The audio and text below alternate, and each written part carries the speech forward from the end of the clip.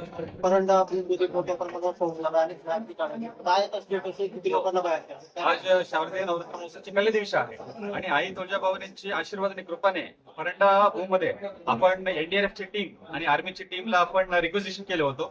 पहाटे 4 वाजता मला माहिती मिळाली की आपण लगेच आर्मीला आपण रिक्वेजिशनची विनंती केलं होतो आणि हे सांगला थोडासा आईची कृपेने आनंद होते की आपण आर्मीची मदतीने आणि हेलिकॉप्टरच्या मदतीने आपण आपला लोकी आणि देवगाव या परिसरामध्ये 50 लोकांना आपण एअरलिफ्ट केलेली आहे सुरक्षितपणे.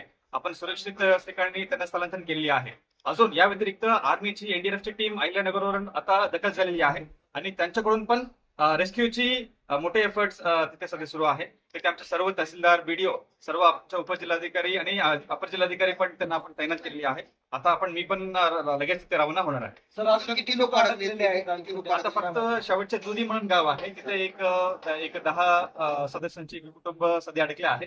सध्या आर्मी कडून त्यांचं पण बचत कार्य सुरू आहे. सर, किती हेलिकॉप्टर सध्या वापरले जात आहेत? आपण एक हेलिकॉप्टर आपण विनंती केलं होतं आणि थोडस सकाळी दुर्दैवाने वेदरची हवामानाची परिस्थिती एवढा अनुकूल नव्हता, पण तरीही थोड्या वेळानंतर हेलिकॉप्टरची टीम इथे पोहोचले आणि आमच्या तहसीलदारांनी जे लोकेशन त्यांना दाखवलं होतं त्या लोकेशनला तिथे लँड झाला.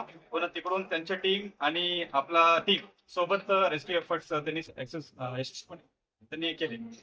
काय आहे नाही, असं तर काय कॅज्युअलिटी नाहीये. फक्त दुर्दैवाने रात्री थोडा जास्त पाऊस पडल्याने काही इशारा मिळाली नसल्याने एक ज्येष्ठ महिलाची दुर्दैवी मृत्यू झाली आहे. या व्यतिरिक्त कुठल्या प्रकारचे जीवितहानी नाहीये.